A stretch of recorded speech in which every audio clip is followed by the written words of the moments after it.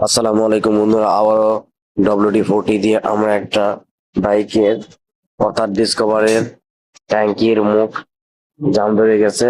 তো ওইটা আমরা ওয়াশ করে দেখবো যে কি অবস্থা, আসলে WD-40 ভালোভাবে কাজ করে কিনা। তো আমরা WD-40 মেরে পেট্রোল দিয়ে ব্রাশ দিয়ে ঘষে ঘষে আমরা ময়লাগুলো তোলার চেষ্টা করতেছি, দেখি কতটা ময়লা ওঠে এবং কতটা WD-40 কাজ করে।